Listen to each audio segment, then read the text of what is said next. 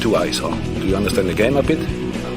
Yeah, have a look. I'm not saying anything to you in particular because I know you're not too accurate with your reporting. That's what you paid so you're for. saying I should resign. So you're saying I should resign. I think that's you your should, opinion. Is that right? That's my okay, opinion. fine. Are you going to resign then? No, of course I'm not going to resign. I simplify things next time.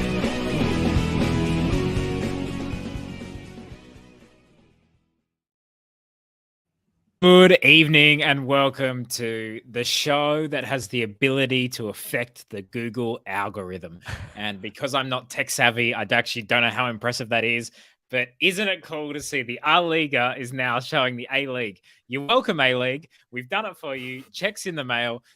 With me to discuss all the A-Liga news is Nick Debano. And making his debut on the pod, young boy Lachie Flanagan. Very excited for this. Young boy, tell us, for those who don't know you, just give us a little bit of your kind of footballing heritage, if you will. Oh, God. Okay. Well, I mean, the shirt that I've got on probably goes a long way to explaining a lot of that. So for the podcast listeners, it says I can boogie. It says I can boogie, and that's a big Scottish roots reference. I'm here because of football, basically. Like, my grandfather moved across from Edinburgh to play for the Western Bears. Is that true? Yeah, no, that's true. My family story. It goes back to Newcastle. So like football's the reason I'm here, and for better or for worse, I've stuck around with it. Got roped in by Melbourne Heart and have given them up, in their new guys. And really? Just go across with City. Well, I did, but I just like the last few years have dropped off. I've become what you guys would refer to as like a general A-League enjoyer, as opposed to like, pinning my colours to a specific mast. All in on Scotland, all in on Hearts, but still casting a very critical lens over stuff here. And people would have heard you on FNR. People would have heard you commentating NPL Victoria. I mean, I hope so. People would have maybe just heard you if they live near you or they went to school with you or something, So it's not exclusive. Yeah, no, that's true. I mean, I guess if you're sitting there wondering, like, who is that strange gentleman on Twitter who makes all the wrestling memes about TNC? It's a good, like, 9 out of 10 chance that is me. So for better or for worse, putting a face to the strange WWE video tweets. Well, we appreciate all the memes that you have made, and we appreciate everything that people are making. There's so much great stuff that, whether it's Run the Memes have made our kind of opening titles and different graphics, and people just to kind of making so many things for us. So we really appreciate all the content that you're making for us. And we really like the comments coming in. So people comment. You can comment on Facebook, you can comment on YouTube, you can comment on Twitter. Ryan HD Football asked about 10 minutes ago, when is the stream starting? And because we could see it, Debano, you actually thought we might be live. Do you want to say what you were saying to the world at that point? If I speak, I'm in trouble. And I prefer not to speak, in the words of Jose Mourinho. Well, look, I've been kicked out of the host chair today. Stoll said, look, you know what? 1 week was enough. In pure A-Liga men's style, pure Australian football style. The youth only gets one opportunity in the big chair. But once the veterans are back, they're right back into the 11. So unfortunately, I've been relegated. But good to see. We've got quite a few comments coming through. Also, before the show, we had Toros coming through. I think Nick is just finishing his best of WWE 7 DVD before they can start. Is that for me or for you, Stoll? Yeah. Well, look, I haven't seen the first 6, so I don't know if I understand. To be fair, there is quite a lot of important lore that you've got to get your head across in the first 6 to really understand. Lucky. I also thought the original trilogy was the best, though. Well, as they say, I find that they just keep making them now just to sell. That's the best ones were in the 70s. That's the 4th one is the same as the 7th. And then we don't even talk about the 9th. We don't even talk about the 9th one. No, somehow a 9th one happened. I appreciate, I appreciate people making wrestling references. For example, we already got some questions on Twitter. I'll try and share the screen with you. Just a reminder to everyone that you can listen to this as a podcast, which is great. You can also watch it on YouTube, either live or not, where you can visually see what we're doing. So David Clark asked, how would you book a wrestling match between Daniel Pena and Matt Simon? Well, I'm going to add Joey to the stream as well, because he's just just joining Yes. us, and Joey, Well- a fellow wrestling nuff, can maybe help book this. Joey, how would we book a match between Daniel Pena and Matt Simon if this was to take place on Raw on Tuesday? Well, you've got to take into account that Matt Simon, he's a bigger lad, you know, big and lean and mean. So you got to book him like a test type. Sorry, you know, he looks like he'd have a. Explain to me, what does booking mean? You book a wrestler? Is it like booking a gig? How you would script the match? Oh, I was like, how would you book a wrestling match? I was thinking like, David, thanks for the question, but honestly, Nick discovering for the first time that wrestling is in fact not real. you just It's a call tough Daniel one. up It's a and tough you one. say da da da, and then because we'll get on to Daniel Pena's red card, which was deserved, but at the same time, I like him as a player, so rescind it. But in terms, but Joey, Sorry, who yeah, goes go on. over? Who goes over, Pena or Simon? Because I mean, Simon could look really weak, but we don't want Pena to lose momentum. No. You see, Pena's out of contract. He might be leaving the A-Leagues. He's going to go through the forbidden door. He's got to go out on his back. You know, you've got to make Matt Simon the legends. You know, you can't be booking your young talent over your veteran long-standing stars, Nick Devano. What do you think this is?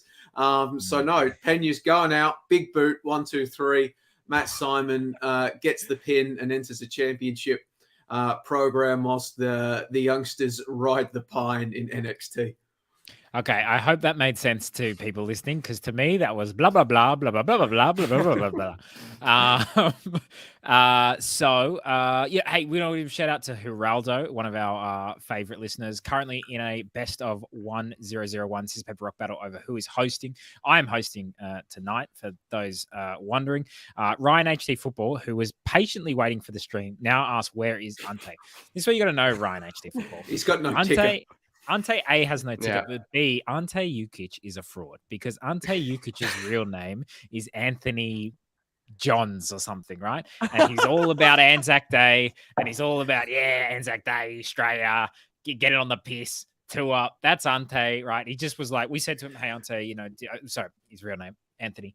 Anthony, do you mind doing the podcast tonight? And he's like, oh, boys, come on. It's Anzac Day Eve, mate. We've got to be down at the pub. Tour. Come on, you played all Well, weekend. to be fair to Anthony, it is hard to jump on a podcast when you are walking Kokoda. That's not easy to do. That's right. Look, traditionally, when Australian football gets into Anzac Day, it can get a bit dodgy. So we're just going to move away from that topic. And Ivan Stragan says, happy Easter to those celebrating. Christos Anesti.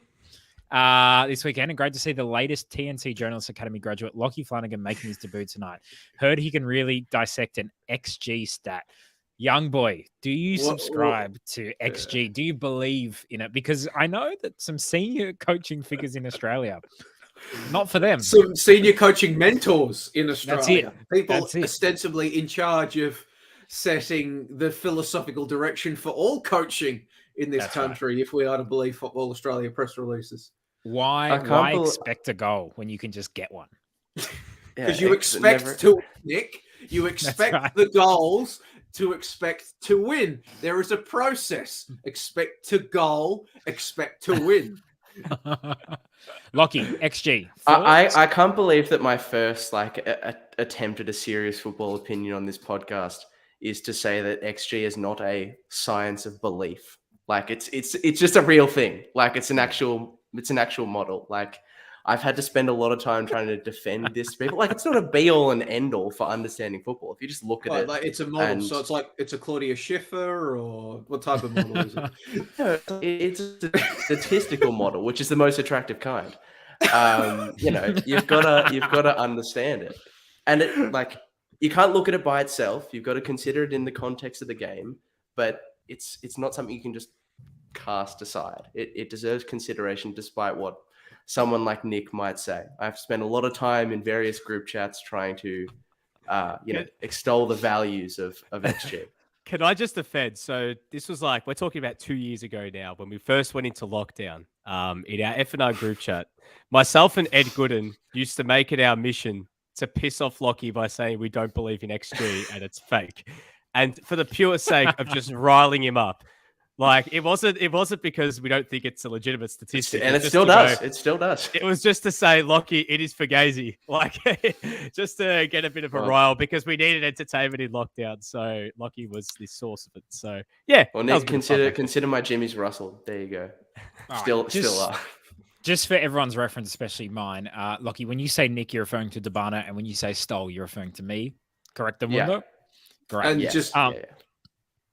hold on. I just wanted to repeat a question to Lachie Flanagan. So what type of model is the most attractive type of model? Oh, no. I've already answered the question. I'm going to go Tony Popovich and say, no. A statistical model. A statistical model.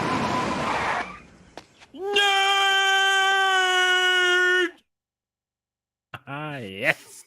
Well done, Joey. Got that in very quickly. There we go. If you go back and watch the replay, you could just see the second he says statistical model, you could see me in the background going to YouTube, finding the clip, downloading the clip from YouTube, uploading the clip into the model, and then setting him up with the question. So we really do appreciate all your questions. There's been some good ones. If the A-League was expanded to 16 teams, who would you want to join the league? We might get to some of those more serious ones a bit later. I want to get to Stephen Paletti's question. They write, which team has a 141 2/3 chance of causing chaos in the A-League men's finals? I'm just going to say, Stephen, I don't understand that. And it makes me think that it is a wrestling reference. So therefore, we will no longer be considering that question. But the others seem to really enjoy it. Listen, when Nick Stoll thinks that there is a wrestling reference trying to sneak past you, it just spells disaster. Okay, that was another one. I smell bait. I know that. I know. Look, I don't know what's going on, but I know when I'm being hoodwinked. When you add Stephen Paletti into the discussion, odds drastic go down. Okay. No. Okay. All right. Joey, just shut up. All right. No more talking. Oh, have we lost? You kicked the wrong bloke.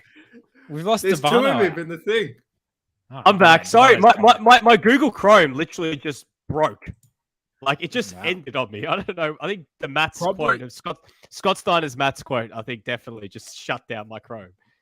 Do you think it shut down because so many people were Googling A-Liga and therefore it just collapsed under the weight? Probably is what happened. Should we talk about the fact that we influenced the Google algorithm? Joey, thoughts on that? We are inevitable. It is just, of course, it happens. It is A-Liga. It is the A-Liga men's, A-Liga women's. It was always going to happen. Haters in the absolute mud. Yeah, you know who you this are. is the thing. It was funny how much people hated it. That's what was the best part about it. But look, big show tonight. Well, no, I don't get the thing. Like, we're accused of being too negative. We're a bunch of blokes that spend 2 hours every Sunday night talking about Australian football, having watched pretty much every single game in Australian football.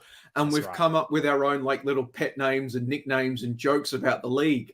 Like, isn't that ostensibly, maybe not with a 2-hour podcast bit, but isn't that ostensibly what the A-Leagues want to create?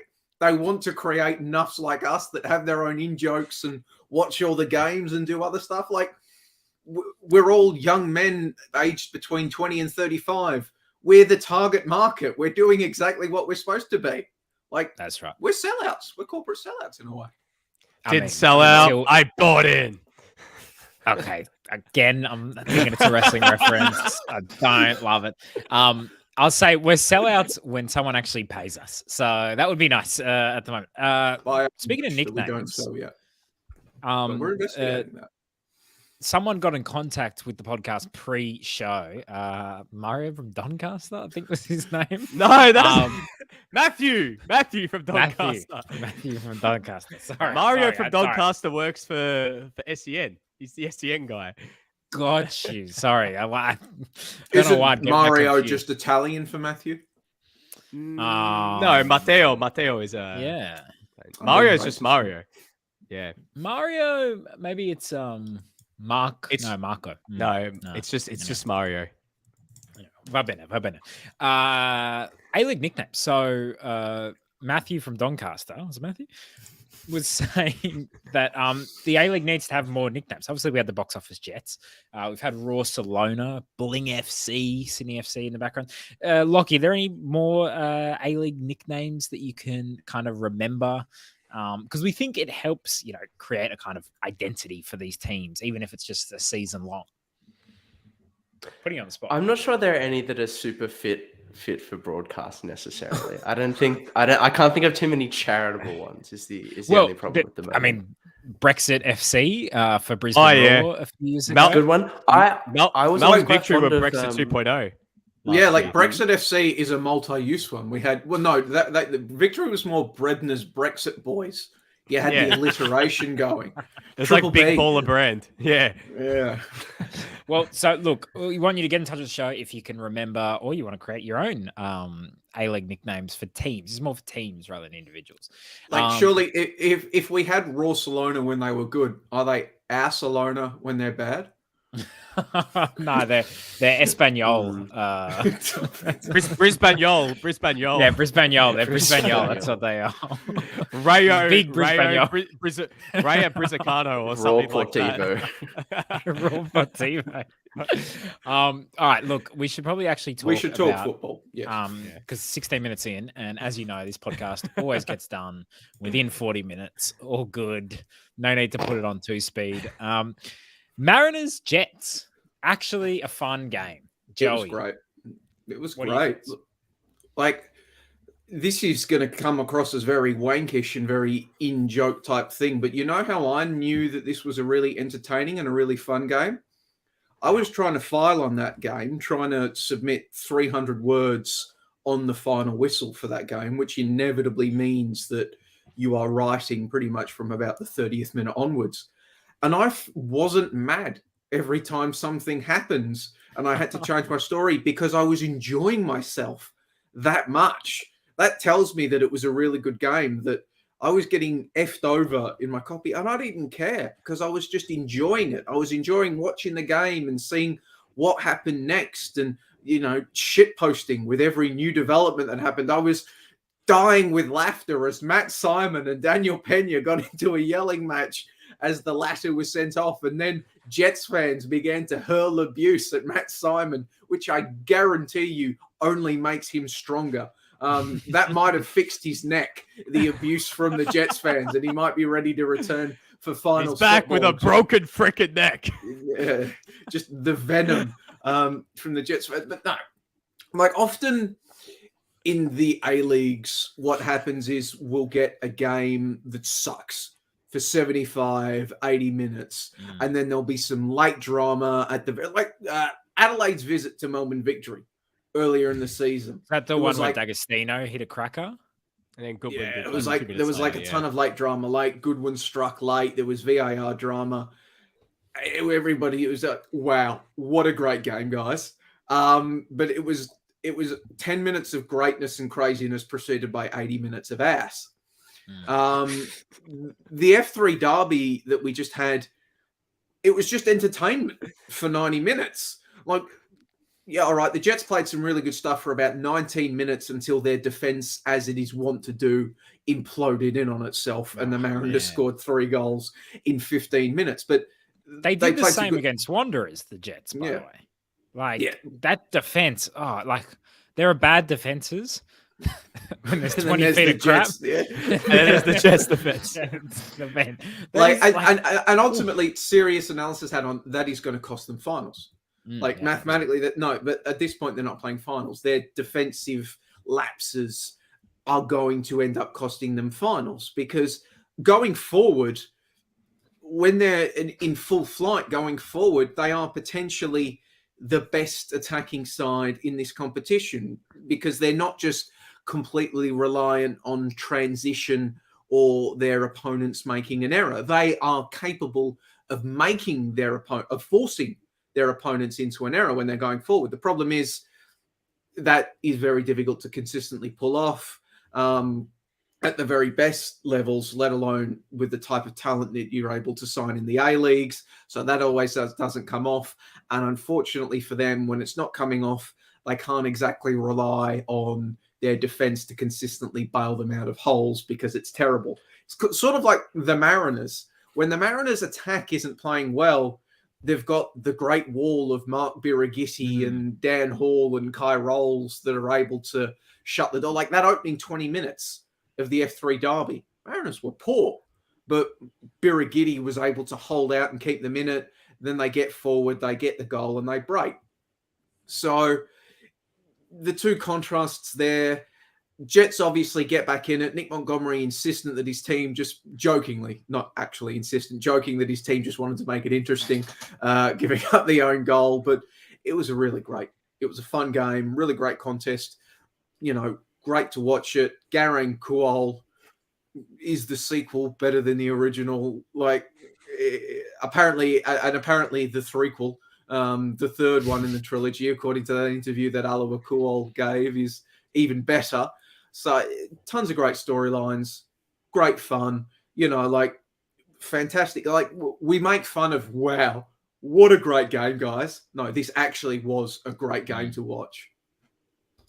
Yeah, like Joey's spot on. I mean, I am, for those who don't know, like spending 7 days at home, COVID isolation, looking for things to do.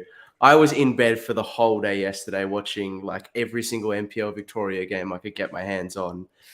It was a day of very mixed footballing quality, but this was like this was a really just like outstanding game, and glad that it happened at the end. You guys both mentioned the quality or lack thereof of the Newcastle Jets defense. I think this nickname, the Box Office Jets, I think it needs some like the lore of it needs expanding. There needs to be sort of a distinction. They're not just one box office film. They're the whole box office. And sometimes movies at the box office can be good. Sometimes they can be bad. The Jets attack and their midfield is very much the, Lord of the Rings end of the box office. And the defense Lord is, of the Rings. Suicide.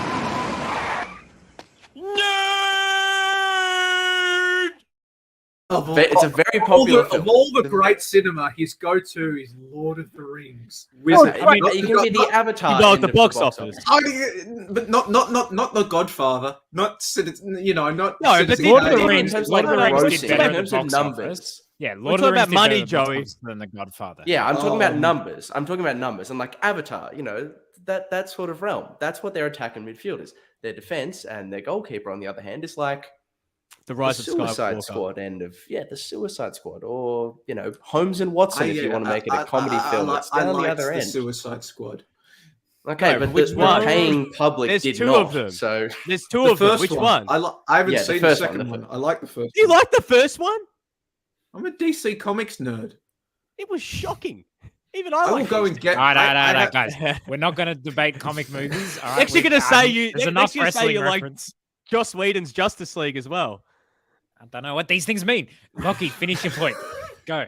I love that the two biggest debates so far have been how good was Suicide Squad really, and is it Mario or Matthew from Doncaster? That's the peak. That's the peak so far. But yeah, we need to distinguish that there's multiple bits of box office in this, and the defense and the goalkeeper is the box office flop end. And to that end, I thought that Jack Duncan didn't cover himself. Obviously, he was sold pretty short by his defenders. A few goals in a row now, and even in the Wanderers game, from that Nazarene goal where he kind of half tipped the effort away, he's been really, really poor on a few efforts. Jets have like effectively nothing to play for the rest of the season. I would like to see Michael Weir get a run and be able to audition for that number one spot for next season. And finally on Grant Quoll, I actually think Joey might be right. He may well be better than the original. Obviously, he's small sample size. We've seen less than 90, a full minute from him across a full 90 minutes across all of his games. But the guile of like the finishes that he's been able to, those first touch, plucking the ball out of the air, those kind of finishes are really, really top quality. Like you don't expect that from your average A-League forward consistently, let alone someone who's 17 years of age. And Aluquo was great. He offered some things. He was intelligent with his movement, but he was a bit more unrefined, I think. We didn't see this sort of thing from Alu. So yeah, again, it's small sample size, but I'm buying stocks. He had that great assist as well against Wellington last week. Debano? Yeah, I just wanted to say in regards to this game again, we're glossing over the big part of this. The Cum Dog scored 2 goals. Like, that's the Cum Dog. The No Cum Hibbs Dog. content. The Cum Dog just keeps saying to Arnie, like, mate, if you're not calling me up in a month and a half's time, like, there's every chance Scotland might be on the freaking radar for him right now in the form he's in. I mean, Scotland probably, Lachie, you'd be able to tell him better than me. If, there's other Scottish strikers. Why would he want to go and play for a nation that's going to miss the World Cup? Which one are you talking about there, Joey? Yeah, exactly, Joey. Like, actually, yeah. To be fair, they're probably both going to miss. I was just trying to shit on Scotland. But they're probably both going to miss. But Scotland's going to miss the World Cup, by the way. But in terms of the Mariners, guys, I reckon that like if they lock in a spot in the top 6, they can potentially cause some upsets. I reckon I wouldn't say like that they're a dark horse per se. I think that, there's every chance that no one would want to come up against them in a one-off game in the first week of finals. And right now, Melbourne victory away, the 2 games they've played against victory this year, or the 3 games they've played against, have all been really, really tight games. Think about the FFA Cup final, the game during the league. I think Nishan Valupale scored with like the last kick of the game. There was a 1-1 draw in Gosford. Who knows what could happen in that sort of game? The Mariners are unpredictable, and it seems like right now they're starting to hit their straps as well, especially in attack. We spoke about Benny and Kololo. My God, does that guy just play with pure vibes, man? Like, he has one move, cut it on his left and shoot or cross, but that one move is the one move of doom. And that move comes off every single time. But in terms of, like, Newcastle, it is a shame that, they're not going to play finals this year unless there is literally a miracle. As we said, we have to really make it clear that we said at the start of the year, just because Newcastle are going to be box office doesn't mean they're going to win every week. They're going to be fun, and they have been fun. I can't remember that many bad Newcastle games. Like, there's been a couple, but the majority of them have been fun for the neutral. I think they have the second best attack, but just have the league's worst defense. I think let us enjoy the league. Let us enjoy our terrible. Let's have fun for once, man. Newcastle Jets. Let us enjoy our Liga nickname. Stop getting mad with us when we actually enjoy this poxy league every once in a while. Like, let us just have a bit of fun for once. Like, why is everything going to be so doom and gloom? For bloody hell, we're hard audience to please. We're accusing people of being doom and gloom. That's probably the biggest league. It's become the very thing you swore to destroy. Edmund is asking, are Elsie and I believe he thinks Yerman, not Uma Thurman, really poor, or are they bad fits for the way Papa sets up his team? I think they need upgrades at centre back in the off season. They need a lot of upgrades at centre back, especially if they're going to play a back 3. I don't mind Lucas Moragas as a left wing back, but I think they need upgrades as well at right wing back. But really, that whole defensive side needs a lot of firepower there. And Matt Yerman looks I wouldn't say like, he's at the peak of his powers anymore. Let's put it like that. He's getting towards the end. Matthew from Doncaster just coming through saying Yerman is washed. So make sure you get through on the TNC mailbag. But yeah, so I think it'll be interesting to see what the Jets do this offseason. Like we spoke about Sydney having a big offseason. I think that's Newcastle do as well to retain talent. Daniel Pena is the one that's coming out of contracts. His loan deal expires. Whether the Jets keep him around, that's going to be the big question as well, because I think they do need to keep him. He's such an important part of that team to build around, and it'll be interesting to see whether they can and who else they can bring in this offseason.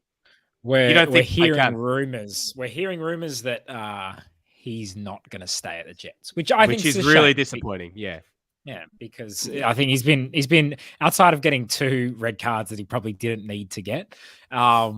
He's been so much fun. Like, talk about a player who sums up the box office Jets. There was a game they won 4-0 at home where he did the most like needless 4 stepovers that I've ever seen on an A-League pitch. Like, but Hold on. Are you saying he produced more meaningless stepovers than Lachie Wales?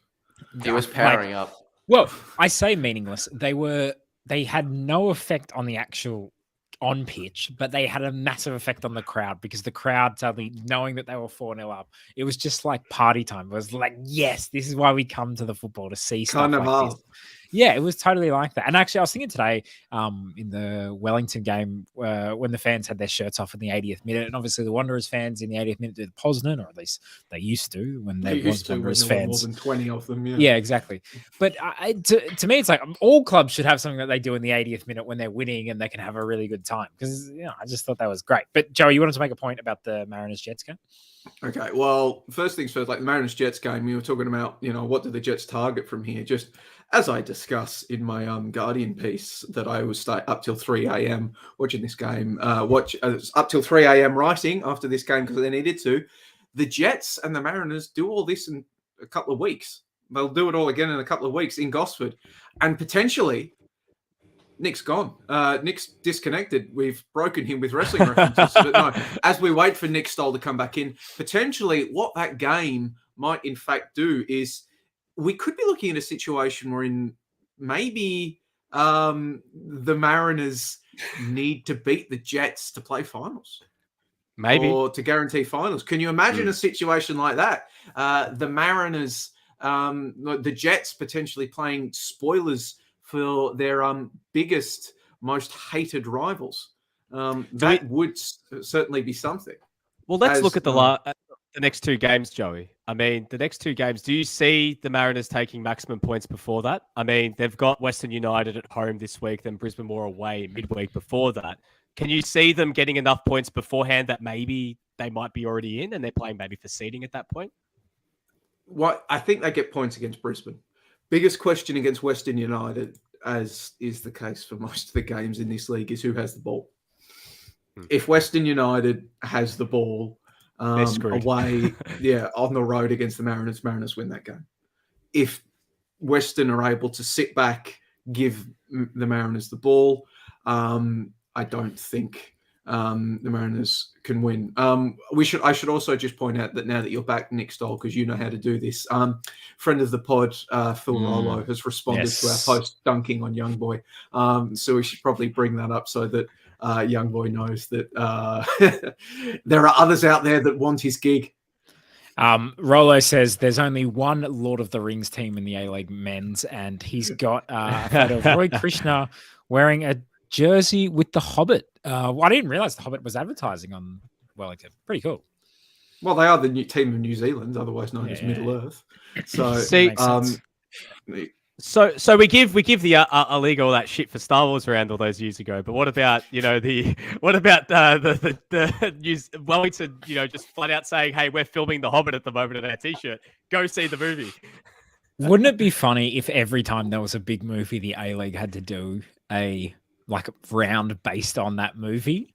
Like if there was Batman round, if there was Godfather round, if there was Ocean's 11 round, speaking of people stealing Doctor Strange round.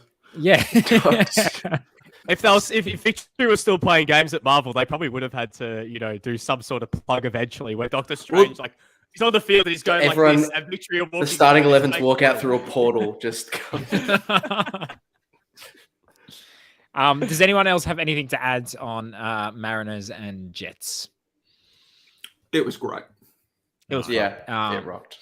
Stephen Krelon says something quite problematic in the comments, so I think I'll just leave that one there. In terms of, Edward Watson says something less problematic, which is shout out to Atletico Madrid Spider-Man 2 kits. Yeah, I think there should be. Look, we did shit all over Star Wars round, but movie crossover when we like it. It's all good. Hey, well, the Bulldogs once wore Thor jerseys for when Chris Hemsworth was in town. And didn't the NRL do a whole bunch of special superhero jerseys superhero rounds and stuff? I think that was a Marvel plug as well. So look, these ways. Let's talk. All these organizations selling out to Disney. Jesus Christ! Before we get to that, Stoll, we're actually joined by a fifth member. Oh my goodness! Fifth member, Josh, turning up half hour late. What's going on, Josh?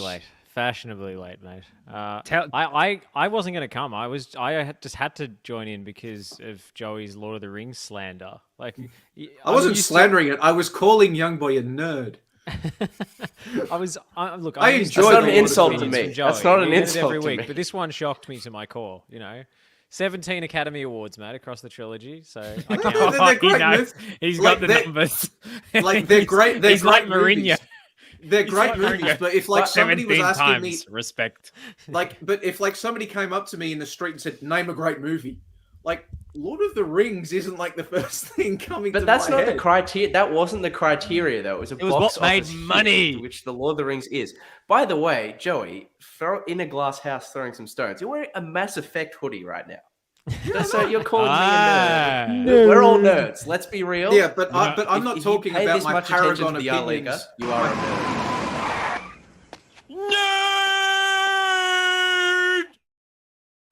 You know what's bad is I don't even know what Mass Effect is. Like, I mean, outside of like the actual effect of mass, but otherwise, You hipster F, Nick Stoll. Honestly, you don't know anything about shit.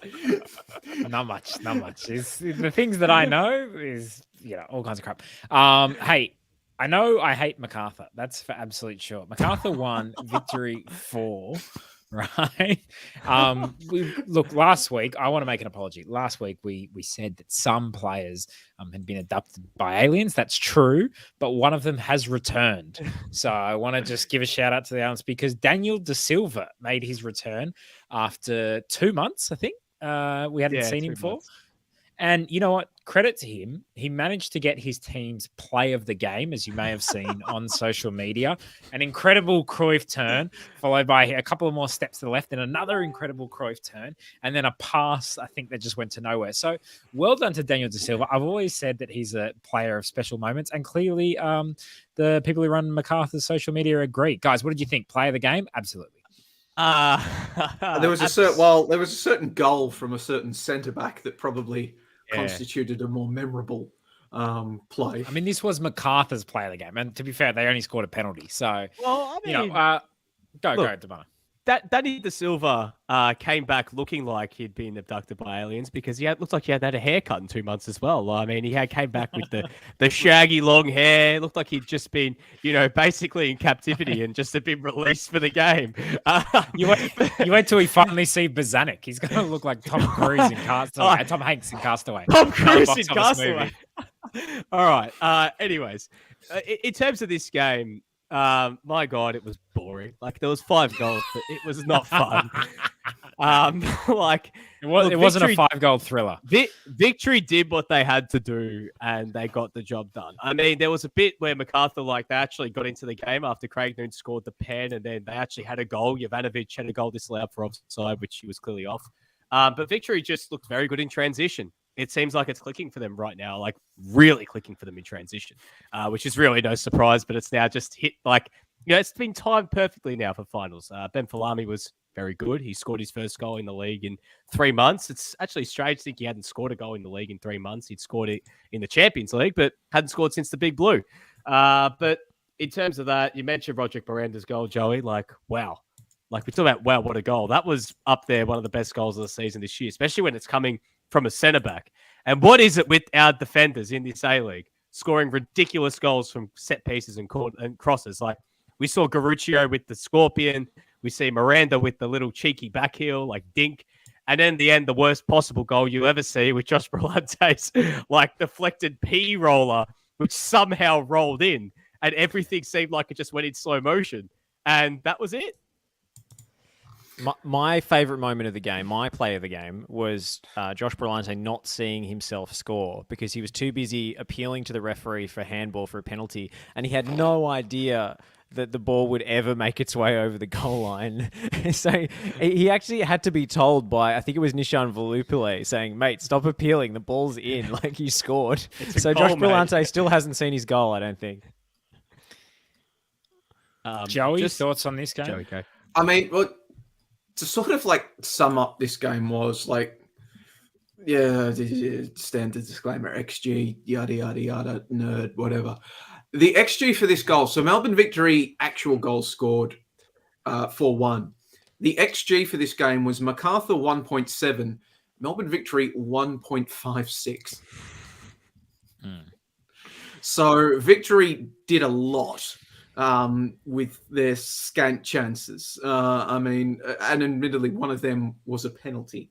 as well for Jake Brimmer. So, but this is what victory increasingly look like they're turning into under Tony Popovich. They're going to feast upon their chances. They're going to feast upon their ability to get out and transition. They're going to feast upon set pieces. I mean, admittedly, I don't know what was going on with MacArthur's set piece defense, for the first 2 goals. It looked like they were already on holiday in Ibiza or something, just the way they were defending some of those set pieces. It was ridiculous. I mean, considering that this is a side that basically scores 50% of their goals from stoppages in play, it was remarkable that they weren't able to defend them properly. But victory, it's exploitable.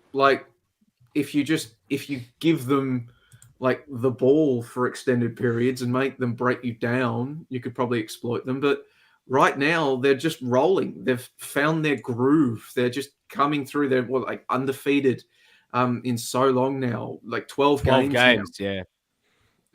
So I think that's now the longest undefeated streak we've had this season. They've officially surpassed City's 11-game undefeated streak from earlier in the season. So,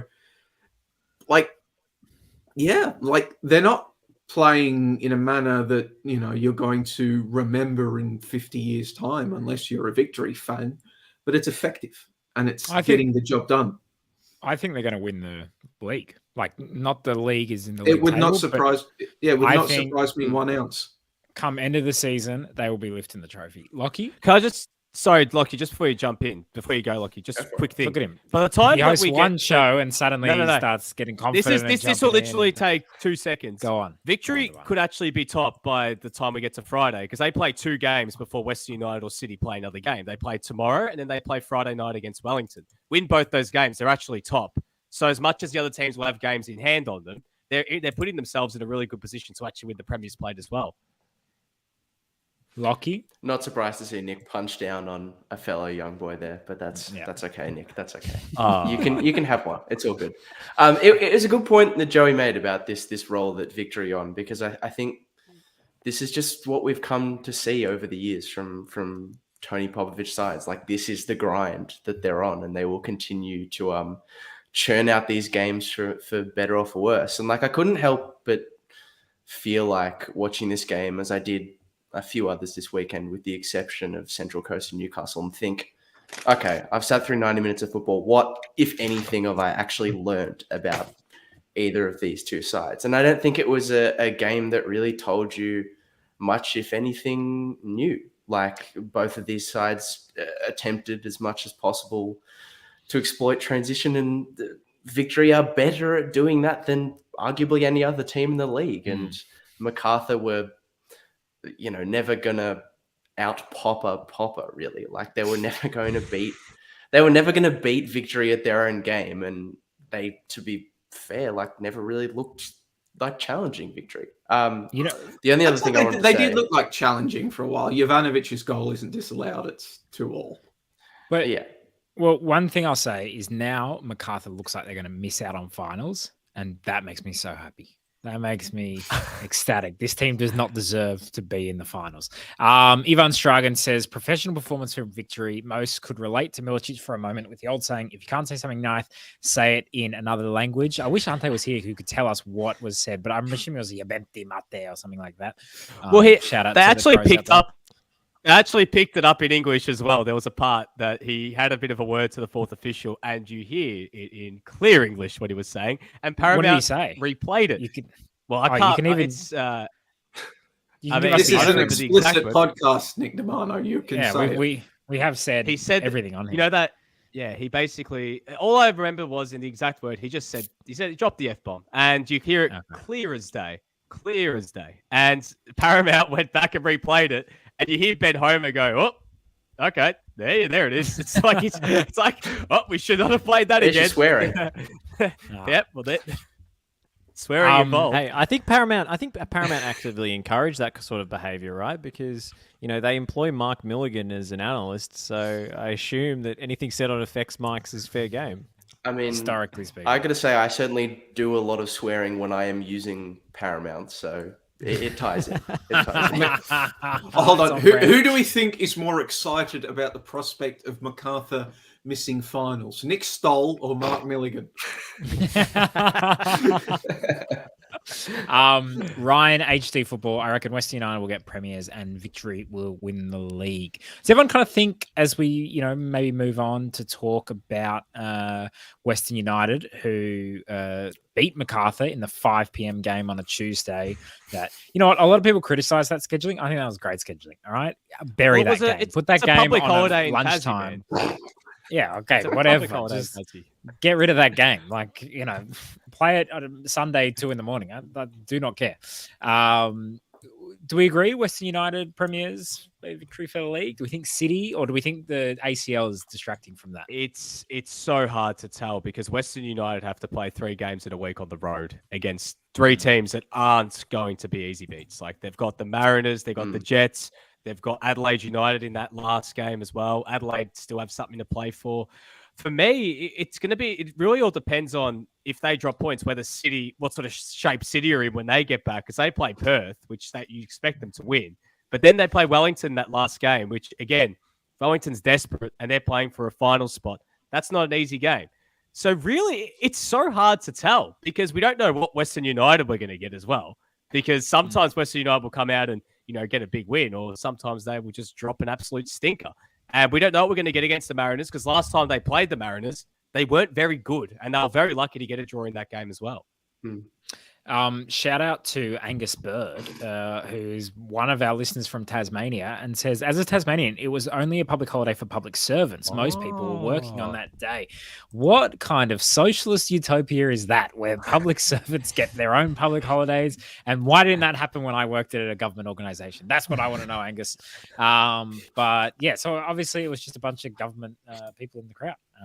But it actually kind of sounded like there was a little bit of a crowd when there was that late goal from Prijovic. The Western service crew went down. I think I'm not sure if they flew down or they caught the boat. But we do know the Western service crew have a bit of a history with boats. Who can forget that press conference in the Docklands where a very uncomfortable Mark Rudan sailed in before the Battle of the Bridge. So maybe they repurposed that and invaded Tasmania once again. But just shout out to our Tasmanian listener Angus Bird, because looking at the data. Of our audience that resides in Australia, less than 1% come from Tasmania. So I think we found him. Angus, cheers. Let us know in the comments if you come Ladies and gentlemen, we got him. If you come from a place that is far away, let us know. Should we talk about Adelaide v Perth? That was the late game this afternoon. Who actually really got a good look at this game? Was I the only one who had it on while they were cooking dinner? I had it Lachie? on while I was working. With some degree of shame, I will raise my hand and say I watched 60 minutes of this game. All right, Lachie, lead us your chats. What was your thoughts? Obviously, Bernardo with kind of an early goal, 1-0 for most of the game. And then what a golazo from Irankunda, who, has he ever scored a crap goal in his life? Yeah, well, it was kind of interesting to hear him talk about the goal after the full-time whistle, because it was a fair wallop, like across the face of goal to find the top left corner from where he was. It was a thumper, a belter, some might say. But yeah, he basically said, I score goals like these all the time. Like, he was so nonchalant in the way that he described that strike, and he doesn't score bad goals. Like, it's true. He went full Mark Henry spec. Just that's what I do. Okay, I don't know who Mark Henry is, but I will say he's a champion strongman. He's a champion strongman in powerlifting. Nick. Yeah. World's strongest. Reminded me, Irankunda's interview of Alu Kual's interview when he first played for the Mariners against the Jets, and they said, "Oh, you were up against I can't remember who it was, Nikolai Topper-Stanley and someone else," and he goes, "Oh, it must be tough against the big boys," and he goes, "No." That's good. No, not really.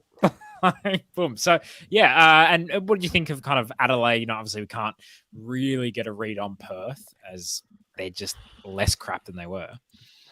I mean, look, the reason I brought up the Irankunda goal first is because thank God it happened, really. Like, other than that, the second 45 minutes of this game was like really, really dire viewing. Like, Adelaide basically scraped over the line against Perth, and Perth had the ball in the back of the net, but it was, ruled out for offside. They were not good in the second half. And to think that they're the fourth place team in the league, it's, yeah, like you guys said last week, putting the mid into mid-table. But I think really the only interesting element of this game for me was the fact that Calviat decided to move away from his, Spanish axis of doom in the starting 11, moving Juande to the bench, and Cavallo played in midfield with Brooke, and then obviously Isaias at the base. Good to see that experimentation lasted for all of 45 minutes before Juande came on after halftime. And shock horror, would you believe it? After that change of midfield back to the natural order, Adelaide were really poor. It was just, like I said, with the exception of the Marinette, their free derby, frustrating games to watch this weekend. Really. Just before you go, Debano, I just wanted to say I did like from Adelaide, especially in the first half, Bernardo and Brooke. I don't know why Brooke was taken off kind of at halftime. I feel like there was something going on there. It's weird. Adelaide, but yeah, Adelaide always tease you with maybe there's going to be some excitement, but not. Alan Riley says, wish Ante was here to get his thoughts on Ibuki's performance today. Alan, what are you saying? That we can't give you our thoughts on I can give you Ante's thoughts right now. Just ASS. Done. Yeah. There you go. All right. I can predict Ante's thoughts. There you go. Ante, if you're listening, let us know. Just a quick one, guys, on this game.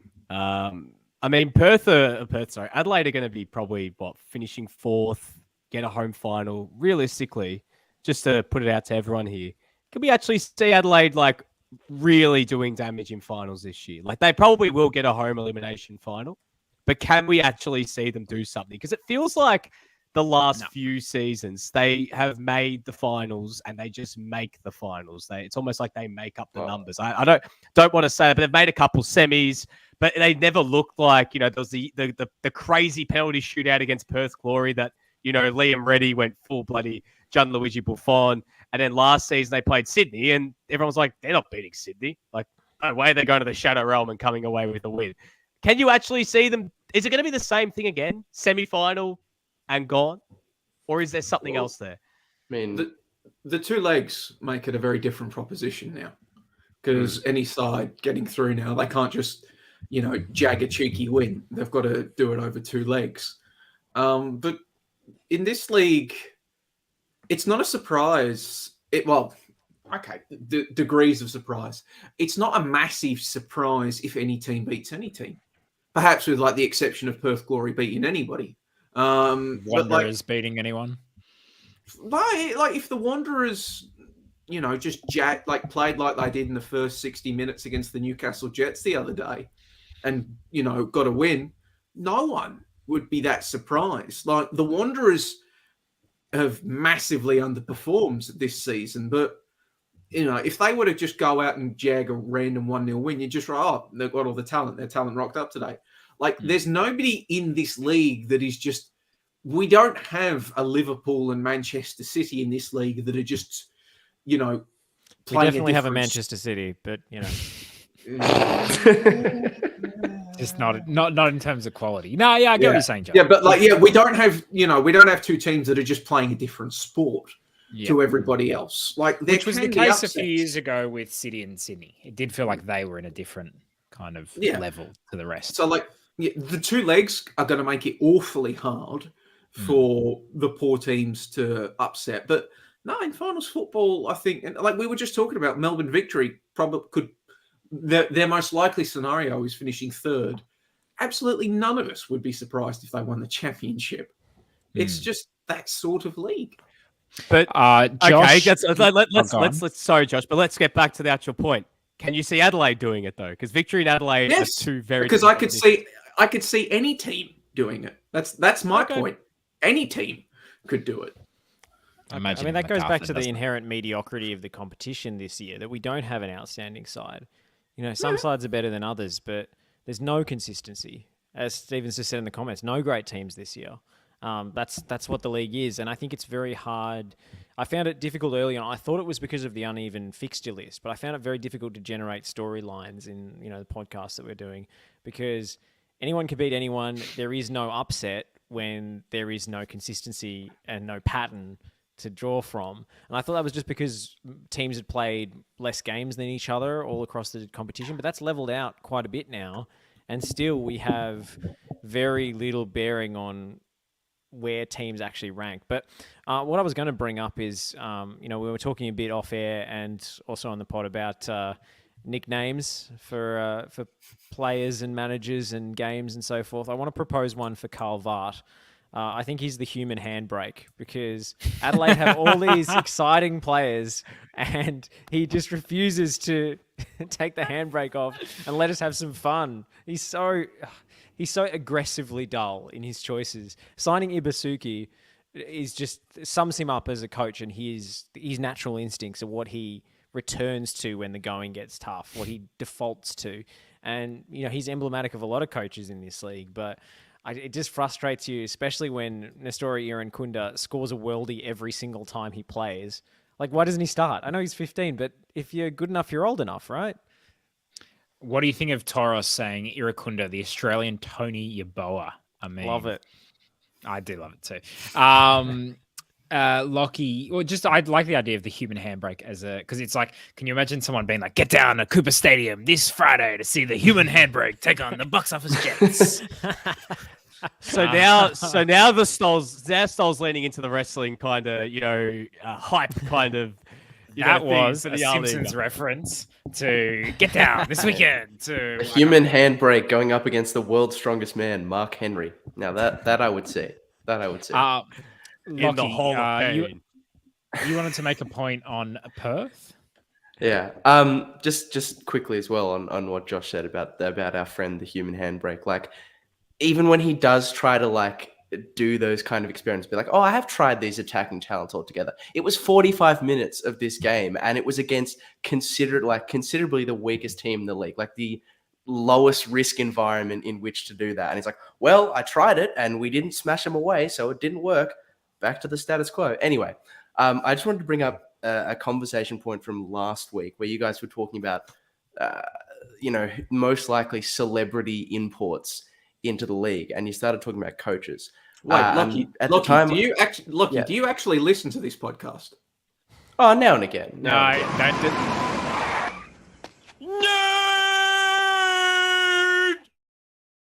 Well done, Joey. Insulted all the viewers. Insulting our listeners. He walked right into that one. Everybody. I feel like you come away looking worse out of that one than I did. I mean, I take a hit. Someone needs to wrench the controls from Joey now. Someone kick Joey he's to drunk on power. I'm gonna keep playing just random clips. No, we haven't talked about Brisbane yet. I just wanted to say one name that went missing from that, from memory at least, from that discussion, who I saw on Twitter was tentatively expressing an interest in the Perth job for next season, is Sven-Goran Eriksson. How did he not come up? He's like the obvious.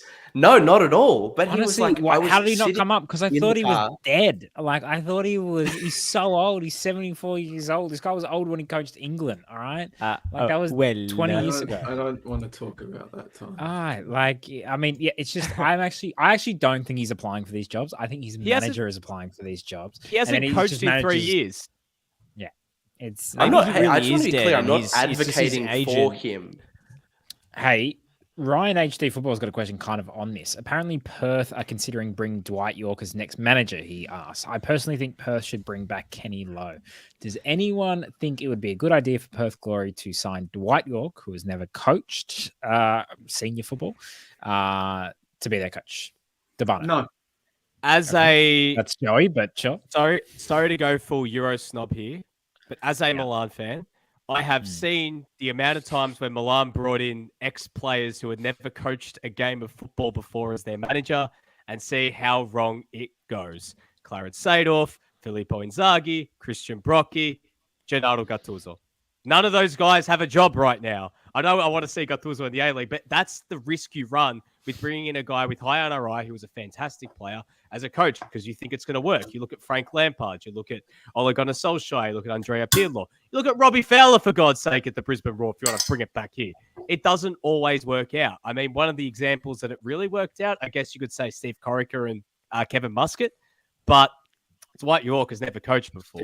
Perth actually needs someone who has coached the game, has the reps, and he's someone that, understands that sort of side of the game. We've never seen Dwight York coach a game before, so I don't think that he should be thrusted into this role straight away. Listen, it doesn't matter who coaches Perth Glory next season if the underlying club remains a basket case. Who's in charge of recruitment? Who's the football director? We have these conversations about every damn team in the A-Leagues. Like, what is the underlying plan? What is the underlying philosophy that makes your club your club? What are you trying to achieve? What is your vision that will outlast your current group of players, that will outlast your current coach? Could anybody tell me what Perth Glory's long-term identity is beyond Tony Sage craziness? There will be utility for the token in, it's really exciting time. The keyboard warriors NFT. We discussed this a bit when Ben came on the show in the aftermath of Richard Garcia's sacking, and the point still stands up. What? Sorry, Ryan just has done what we like to see and make fun, and Alan as well, just to make fun of Joey's accent with basket. And what was the other one? Outlast. So good stuff. No, but seriously, we were discussing this with Ben on the show. What is Perth Glory as a football club? Like, what is their purpose? What are they trying to do?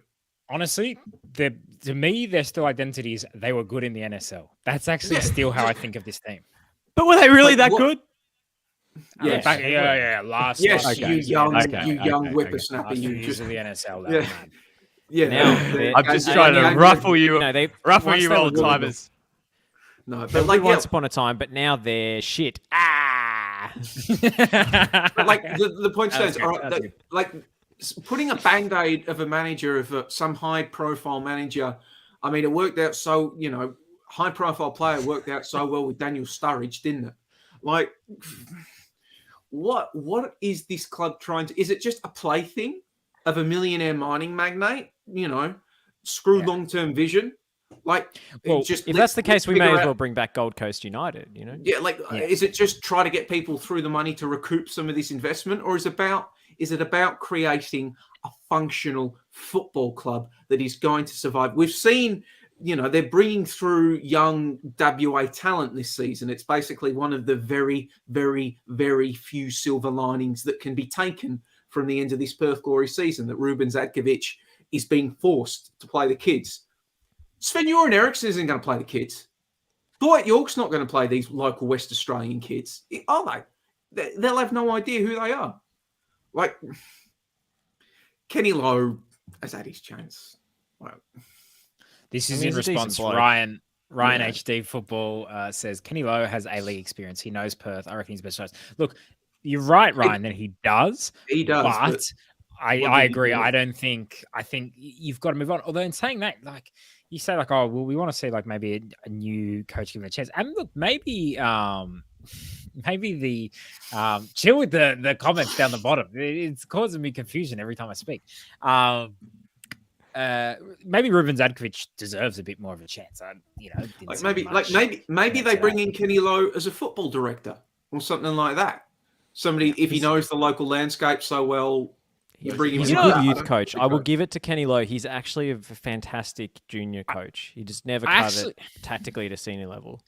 You know what? Here's a little thought I have about Perth Glory. If Alistair Edwards hadn't made a Tony Popovich mistake and played his kids, I actually think Alistair Edwards would have been a good coach at Perth Glory.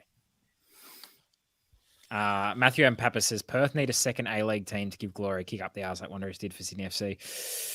Yeah, but Do we We'll see get it to being A-League expansion in a bit. One. So, do we see it being effective? So the West Coast Eagles A-League team, when? No. That's one AFL reference from a guy who was actually paid to write for AFL.com.au this week. I don't like that. You're trying to sink this. You get Nick's cheap plugs. I actually wrote about the West Coast Eagles, so go check that out. I can't work the AFL website into an infamous SMFC mic chant. Sadly, I'll think about that. They write for the AFL's media outlet. That's for the 40 website. Edmund Al Jung says it's refreshing when we talk about youngsters doing well in A-Liga. We're talking about a 16-year-old, not a 23-year-old. Agree with that. Ryan HD Football says Joey is right, so I disagree with that. But the introduction of two legs will make it incredibly hard to make the semi-finals. Just talking about like teams being worse this year. Melbourne City is considerably weaker than last season. Alan Riley says respect Ibuski, so he's obviously there. Joey, you wanted to respond to your namesake Joseph. Who said the Coopers Stadium Calcio Production Company best youth pathway in the league? Is he wrong? Well, I would ask Joseph if it's obvious. Is it the best youth pathway in the sense that it's the best at producing young players to play in the A-League? But is it the best youth pathway for actually using those young players consistently and effectively once they actually reach the A-Leagues? And yes, I'm thinking of Luis Dorigo wasting away behind the aging Spanish triumvirate here. I think there needs to be a differentiate. You need to differentiate between the amount of young players that receive an opportunity to play a game just flat out versus the amount of minutes they're played, the role that they are deployed in, and the responsibility that they are given. I think that needs to be a feature point about all of these discussions. I mean, right now, you'd probably say somebody like the Mariners might not be playing as many kids as Adelaide. I'd have to go back and check. But they're putting youngsters in more important positions and more game-breaking situations than Adelaide. That's what I'd say to that. Yeah, and even like some of the young players that Adelaide give opportunities to, they give them to them in those kind of spurts, like Brooke getting 45 minutes today, and that job share that seems to be Brooke and Bernardo, and that they can't be on the field for 90 minutes together. Debano, you would say something? Yeah, just in terms of the Mariners, you make a really good point, Joey. I mean, you look at the youngsters that are getting an opportunity and playing a lot of minutes. I mean, you got Jacob Farrell at 19, who's basically played every minute this season. Dan Hall at 22 has, become a linchpin in the heart of that defense at the moment. Who's playing as a centre back, which is like traditionally a position where A-League sides like to use veteran figures. And Max Ballard as well, 21, getting a lot of opportunities in the center of the park. Like, that's obviously with Bozanic now being abducted by aliens, it's opened up the opportunity for Ballard to, get a chance at the team. And we've seen Matthew Hatch get a few minutes off, play, meaningful minutes off the bench. He played another half an hour yesterday. I'd like to see more of Garang Kuol, but we've seen Harrison Steele as well. He's 19. He started a few games. So, I mean, as you said, Joey, it all comes down to, what your role is. You might have more kids when you look at all the appearances. You might look at it and say, Iran Kunda played 15 games, but how many of those are 10-minute cameos or 5-minute cameos, or how many of them are actually 30-minute cameos where he's actually been able to impact the game? Even with Bernardo, I think Bernardo is probably one of the only ones at Adelaide, please correct me if I'm wrong, but who was actually seeing consistent minutes. It feels like he started more games than he hasn't. I'd be curious to see the minutes stats for him. Yeah, he's definitely started. Yeah, especially since Halloran's gone as well. He's really sort of cemented himself in that front three. Antonis Pagonis, Christos Anesti, says, thought Iran Kundu is everything Daniel Arzani was and potentially even more. Big call. Anyone see Daniel Arzani level potential? They are not similar players. That's a big call. It's a huge call. I think Iran Kunda is like a more explosive finisher, more of a goal scorer, whereas Arzani is a much more creative player, and was the heartbeat of that pretty ordinary City side. He's taking players on and generating chances on his own, whereas Iran Kunda likes to run in behind and stuff. So I think they're different. Like Iran Kunda, who knows what he could be? Who knows what he could end up being, because he's so young. It was funny when they were interviewing him afterwards. He was like, was talking about the strike he did, and he was like, "Yeah, I don't lift my head up at all when I'm striking." It's like, well, you should lift your head up a little bit, because he said, "When I'm on the ball, I don't lift my head up at all." And it's like, no, you kind of need to do that. You need to kind of check where you're going, mate. Yeah, I think he realized he'd said that, and then he got nervous and was like, "Oh, I just don't know what to say." Run the Meme says, "Man, I'm super late to the pod. I hope I didn't miss the A-Liga Google bit." Run the Memes, you were the one complaining the other week about times and we start too late and and then you're super late to the pod. I know you make so much content for us and we're extremely grateful, but you got to lift your game sometimes. Alan Riley, last celebrity coach an A-Liga team brought in with zero experience, was Fowler at Brisbane, by the way. Yep, we all remember that. Didn't go too well. Edmund Fowler's Brisbane stint would be remembered a lot more favourably if he wasn't such an asshole the whole time he was there to the fans, to me. If he didn't try to dox his own fans. Yeah, exactly. Like he was, the results weren't that bad. They were terrible to watch, obviously. Yeah. But he really has sullied his reputation down here just because he was such a dickhead the entire time. Could you imagine an A-League coach getting rattled by the ladies' league? Well, and the best thing was that he claimed Brisbane's kind of success the year after. He started claiming that it was, he's doing or something. It was absolutely ridiculous, isn't it? He's so fragile. What a fragile ego. I'm so glad he's not around anymore. I'm sure Dwight York is a much nicer guy than Robbie Fowler, but that doesn't mean he's going to be a good coach. Edmund Our Young says Daniel Sturridge as player coach for Perth Glory next season. I mean, look, if we just get him as a player. Yeah, exactly. That's exactly right.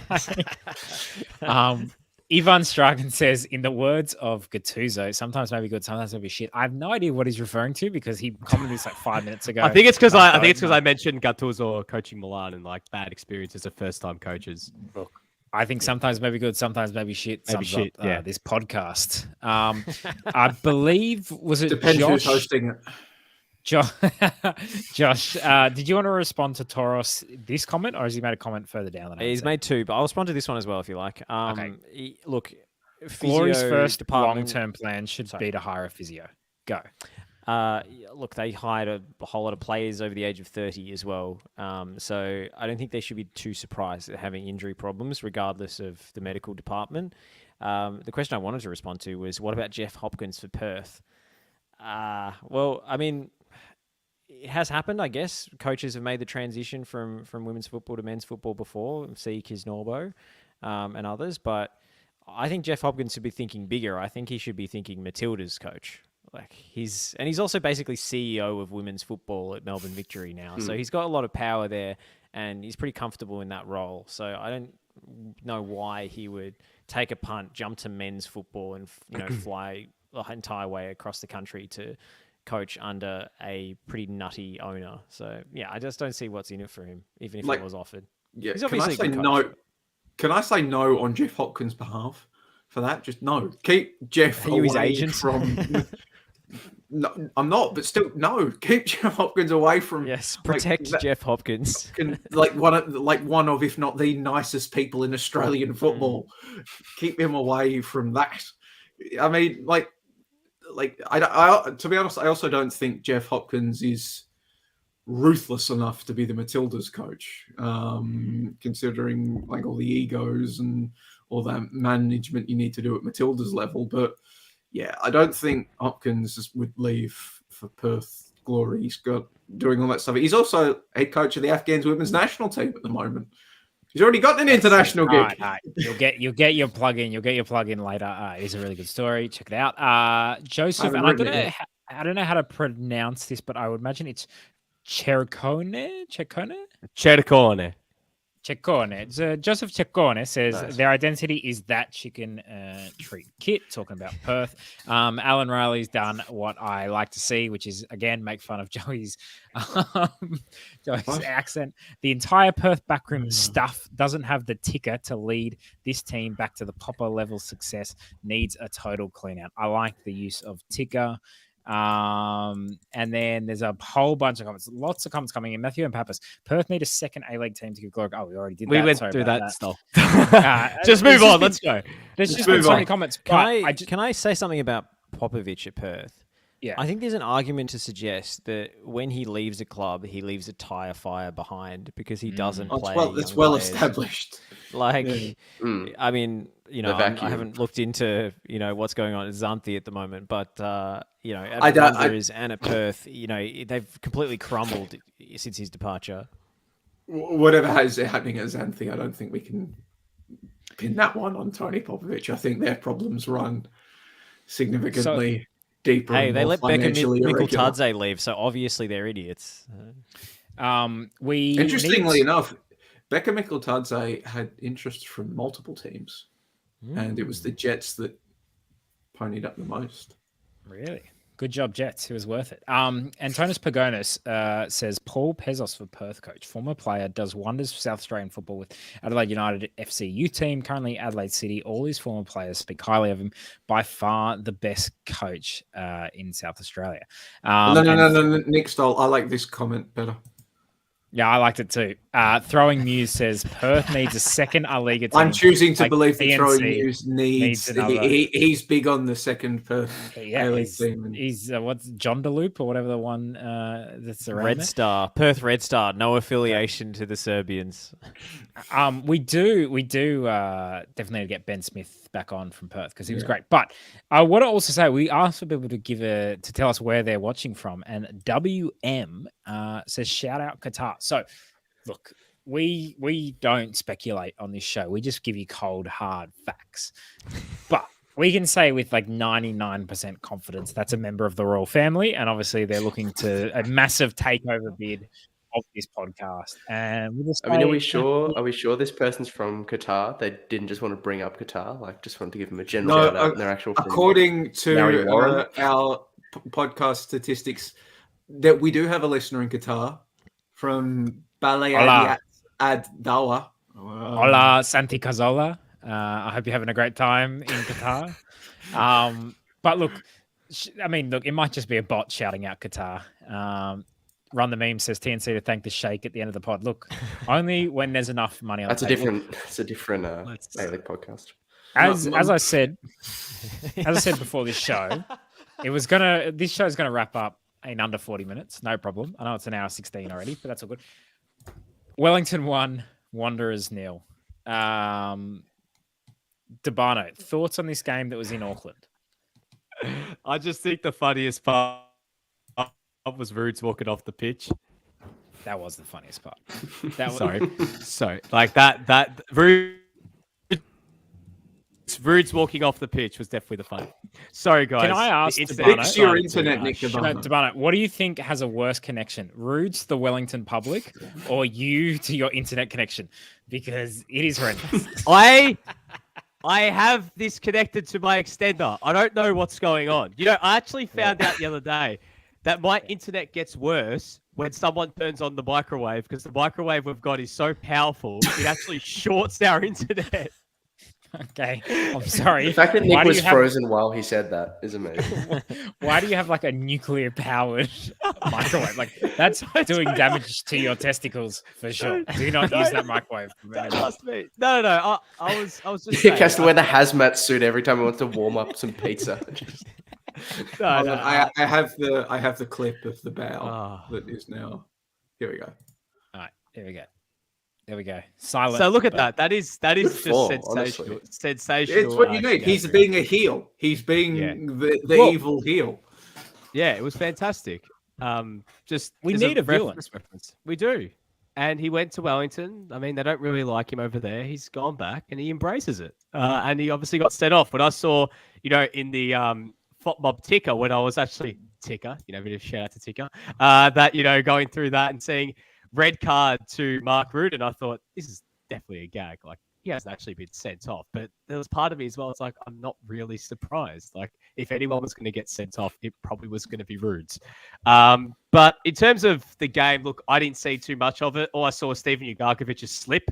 Phil Rollo tweeted saying the pitch was just terrible, like really, really waterlogged, and players were slipping all game. But what a poor time to slip in that moment, just channeling his inner John Terry and just completely flopping his lines. So, I mean, Wellington won. They got a goal difference of -12, and they're probably going to play finals. They might host the final, which I think is actually really cool. I mean, they're going to get a good turnout there. It was another good turnout in Auckland today. So we talk about final sugar hit and good crowds. Just get a final in Wellington, fellas. That's going to bump up the attendances, won't it? Oh, maybe a final in Auckland, given what happened to them when they played a game in Wellington. Yeah, maybe it'll become Auckland. The Auckland Phoenix. Well, people were so excited to just see a crowd that they were talking like, oh, we didn't have a second team in New Zealand. I think people loving kind of just putting teams in other cities just to, kind of boost it. Lachie. Can I drop my expansion take now? Can we leave it to the end? Yeah, leave it to the end. We'll expand the podcast by another 20 minutes to fit it in. Lachie, did you happen to catch this game in isolation?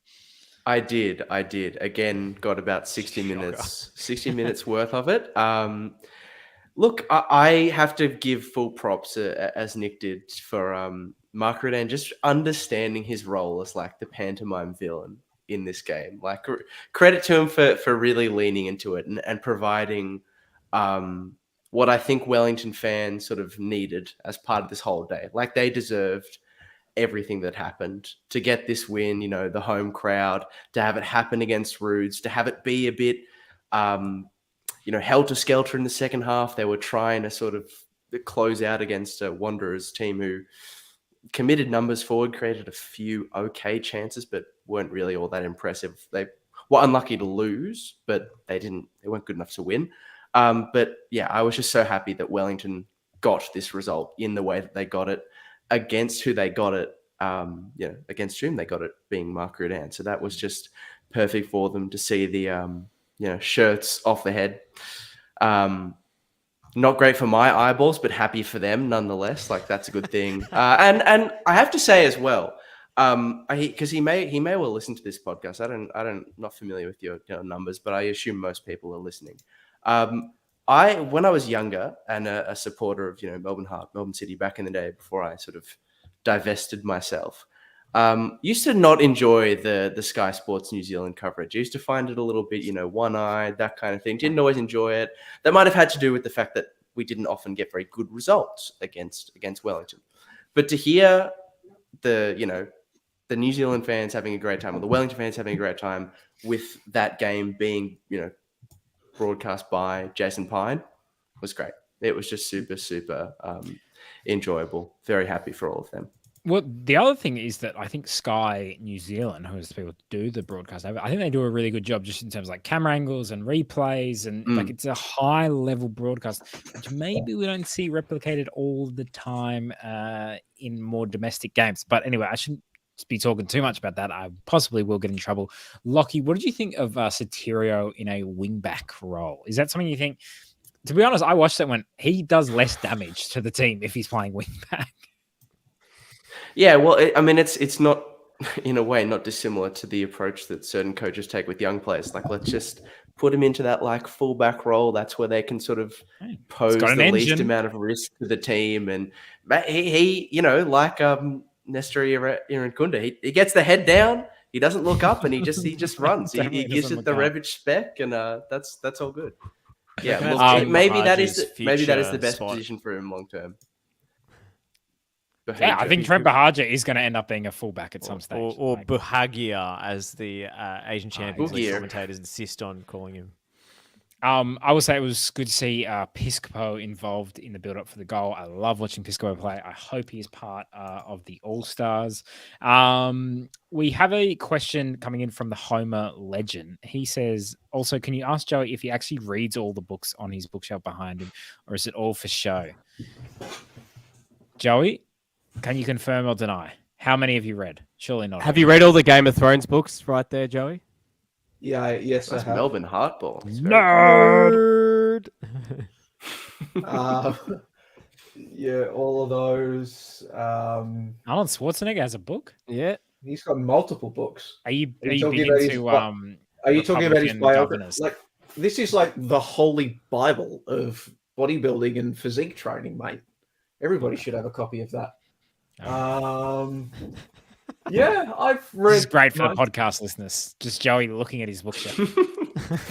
I feel like Joey's book I'm holding up is Arnold Schwarzenegger podcast. The New Encyclopedia of Modern Bodybuilding. It's great. It's got pictures as well.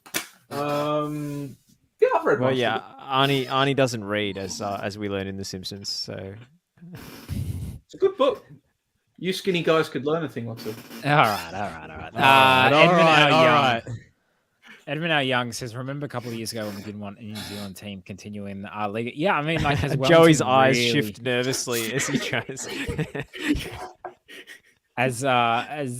I mean, they have kind of, only because the others have kind of fallen by the wayside so badly. Wellington looks really good by comparison. But I don't know. Any other thoughts on Wellington 1, Wanderers 0? Lachie, you mentioned Mike Redan leaning into it. If only Steven Ugarkovic had done the same as he did the penalty instead of leaning backwards and John Terry style skying it. That was one of the worst penalties I've ever seen, and I've seen some shockers. Ben, yeah, it was really. You know what it reminded me of? Harry Kill's penalty for Melbourne Heart against Sydney FC, which you really, that was when, like, and I loved Harry Kill growing up. I loved him probably more than I loved any Australian player. And he had such a bad penalty in Sydney against Sydney FC for Melbourne Heart. And that was when I was like, oh my God, it's over. It's totally over for him. He can never play football professionally. So, Harry Kill, great career. Joseph, how do we say we were going to pronounce this? Ceccone. Is that right? Ceccone. It says, much prefer Pine than Credlin and Bolt in the Sky commentary team. Look, don't want to get political, but yes, absolutely. And then Run the Memes, who is Wanderers fans. He says, yeah, Wanderers are shit. So that kind of just sums up the feeling in the fan base. I saw him saying, it was kind of sad actually. He said, like, I don't want to pay my membership fee anymore. I don't think I'm going to be a member next year. And I wonder, like, the Wanderers, who probably at their peak had about 18,000, 19,000 members. I really do wonder how many are going to return next season, unless they sign massive names. Like, because what are they going to do? That's what they did. They did that. Massive names. I'm talking names that get me to sign up. All right. Oh, Andres Iniesta.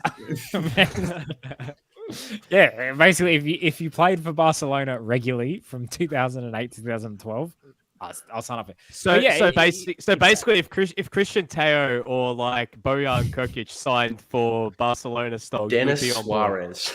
Yeah, none of these. Dennis Suarez is all right. Shout out Tony. He says, I'm just posting so Nick can have a crack at my surname. Tony Persegolia? No? TP2 something you build in your garden. TP2 as he went on the Daily Football Show. Shout out Tony. Apologies, mate. Thank you for look, write in if you have a tough surname. Why not? Let's do this. Write in if you can remember what my nickname was on the Daily Football Show. Sorry, Stephen. I mean, I would say Carlian, but maybe it's something else. They mangled my surname. They mangled my surname and it's Cornish. Yeah, mate, that doesn't mean anything to me. I'm not Cornish. Stephen all right? Carlion. How can Stephen, this is 50% of this podcast's content is making fun of my English accent. What hope do you think you have as a Cornishman? Yasu Antonis says it's okay. You got it wrong again, Stoll. It's Antonios. It's not Antonis. Oh yeah, it's true. It's true. Antonios. Sorry. What game are we supposed to be talking about? I feel as though we've gotten massively off track here. We're talking about the game that's on everyone's lips: Brazil v Argentina at the MCG. It's on everyone's lips in Australia. It's not on everyone's lips in Brazil or in Argentina. Do they even know it's happening? Because I don't think the Argentine Federation does. Yeah, as someone pointed out, they haven't mentioned it. CONMEBOL hasn't said anything about it. Tickets are on sale, but I mean, this is you guys. The Melbourne Mafia has tried to make this happen. Explain what's going on. Are we sure that it's actually the Brazilian and Argentinian national football team that's playing, or is it a Brazilian Argentinian national football team comprised of Brazilians and Argentinians living already in Melbourne that have been put together like for an ad hoc friendly at the MCG and going, hey, come along to see, all these Brazilians and Argentinians in action. But in reality, it's just the local futsal guys that play at Albert Park. I gotta say, you shit on that, Nick, but I would be relatively interested in watching that sort of game. You know what? I would love it. Lachie, you've told me stories about coming up against the South Americans at the Albert Park futsal nets down in down there, and how you've been completely embarrassed by them. I would love to see them in action. In fact, I'm calling one of the Brazilians that play for Brunswick City tomorrow. Quick shout out to go tune on NPL.tv, who's actually an expat so who you loves can playing. tune into me and Josh's call of Oakley versus Bentley and not NPL2. No, this is not. This is not. Yeah, that's not. League. Okay, we should actually talk about what's actually happening. Though. Yeah. So, Yeah. okay. I think what needs to be reiterated to the people tuning into the stream and the podcast, tour games like this exist in their own little ecosystem, far, far away than anything else related in Australian football. Just look at all the people that were initially reporting on this story, like the people that initially broke the story and their reactions, the people that were initially promoted the game. None of them were part of the football media. They're all like events people. Like that's what these sort of games exist in. They're not part of Football Australia's strategy or the APL strategy. This is a private touring company partnering with the Victorian government to bring a game out. Like the extent of Australian football's involvement in this thing is Football Australia has to sanction the game and they'll take a fee for sanctioning the game. And if something goes wrong, it's not their fault. We got our money. It's the promoter's fault. Like that's it. They sanction the game and that's it. Like this is not anything to do with this. This is an entertainment product. It's not a football product. DeBono, and I'll come to you on this, but just on this, it's Run the Means is saying, he's talking about the Argentinian Football Association fighting the game. They don't want it. So do we, serious question, is this actually happening? And is it happening as a friendly, or is it happening as he's saying in another comment, this catch-up qualifier that was abandoned at one stage? Is it actually going to happen? Oh, look. Who knows? I mean, aren't Argentina playing like a friendly against Italy in June or something? It's like that new Copa America versus Euro. It's in England as well. So they have to go from literally a 24-hour flight from London to Melbourne. And, logistically, it's an absolute nightmare. I mean, we spoke about the Barcelona A-League All-Stars game being a nightmare because it's in the middle of grand final week. But for Argentina, this is beyond the logistical nightmare. They're going to be coming here absolutely cooked if it's after the Italy game. I actually don't know if it is or not. I'm just pulling it up now. Well, apparently it's 10 days after the Finalissima, as it's called. And, I don't know whether, are they actually going to bring, a full-strength team as well if this actually happens? You mentioned it's an entertainment product, Joey. Are they, are the players that actually are in their best team going to turn around and say, hey, I actually want to come to Melbourne and play this game? Or do I want to go hang out in Ibiza and, have a bit of a chilled off season? And Joey, it's funny, we talk about wrestling references on the show. You mentioned this is an entertainment product in this game. And you said that Football Australia have to sanction the match. What if this was an unsanctioned match? Like we see all the time. It's it just becomes pure chaos, XFL style. We just go all out. I've already spoken to people at Football Australia that confirm they were aware of the match. They've sanctioned it. They've copped their fee. So Joey, I'm having a laugh. Okay, I'm just having a laugh. All right, I know that. No. Josh, just because. Oh yeah, Josh. Because you won't do. Someone just turned on the microwave at Nick's house. On the podcast, we've just lost Debutant, but there he's come back.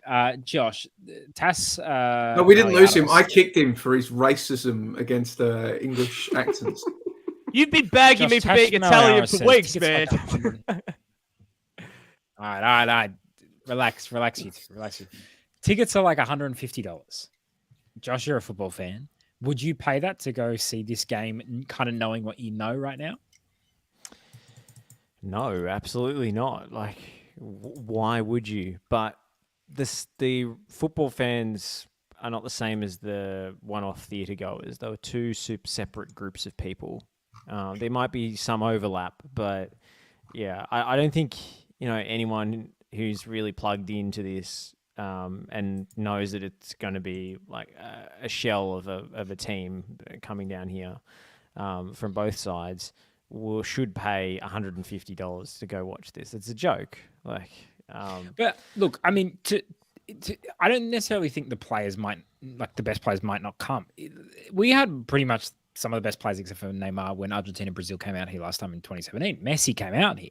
They just played terribly. It was just the most it lacked so much intensity. And that's, I guess, one of the disappointing things is when you're watching, a Super Classico, Brazil v Argentina, when you're watching this incredible, you want to see that intensity that's usually always there. It's the same with El Clasico. It's the same reason I don't really, for many reasons, a Old Firm derby wouldn't have worked here in Sydney. Once you take that intensity out of those matches, I don't know. To me, it doesn't feel like they are the same matches. Well, I also object to the way that the Brazilian Federation is using their national team as a traveling cash cow. And I think that has meant that the Brazilian team has actually lost some of its luster back home. And I don't think fans are excited about watching them as they used to be. I've heard Tim Vickery and others talk about this phenomenon that they play so many friendly matches as this sort of Harlem Globetrotters super team, supposedly with all the Nike branding surrounding them. They're still harking back to like the airport commercial, right? And they're playing all these games in the Middle East to pick up checks basically for the federation. I think some of the players are even feeling kind of laboured and downcast about playing for the Brazilian national team, where it used to be this magical thing. So I object to the game being staged here, full stop, for all the reasons you've outlined, Nick. I think it's an ugly stain on modern football, to be honest. And I don't think these teams, who already are stacked with players who all play in Europe and their home fans never get to see them, I don't think we should be taking their friendly matches or even their qualifiers especially away from those supporters, because that's what makes the South American qualifiers special, is the teams get to go home and you get to see all those players that have long since left your shores. So I object to the fact that it's being played here on, I guess, ideological grounds. And despite Skip's comment, I'm actually not going to get a media pass to this game. I'm not going to go watch. Josh would get a media pass and go watch for free. I'll tell you what, I would. It helps. It helps. Hey, you know, very easy to take that ideological stand because I'm actually in Queensland that week. But like looking, I've been a lot of the seeing the things like people have been talking about. Oh, it's depressing that the Socceroos can only get X, Y, Z, and this game's going to get 98.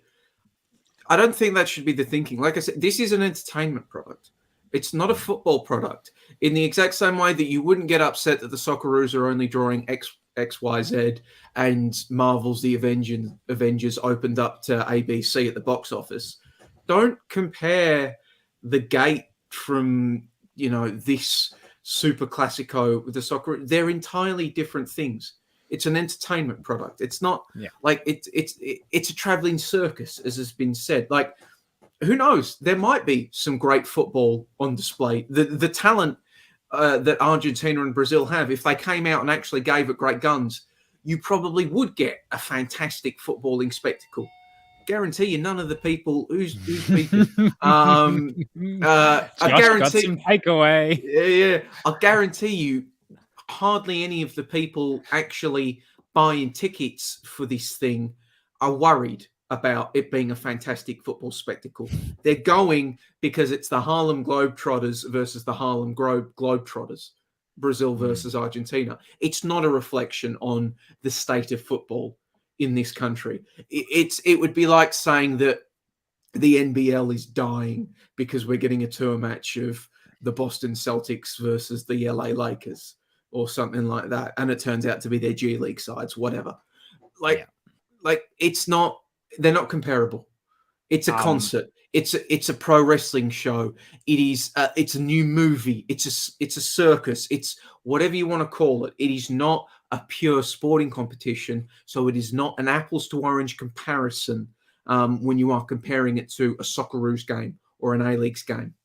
That's true. Geraldo says, just speaking about Argentina's fixtures, Italy on June 1st and even possibly Israel on June 6th. So that could be tough. Edmund R. Young has a solution. He says Celtic versus Brazil fixed. Run the Meme says Neymar and Messi were promised in the email that went out. And Stephen Carline, is that what he said? Carline in the end? Carleon? Olympic Lyonnais. It's a dead rubber. So why would they risk their players?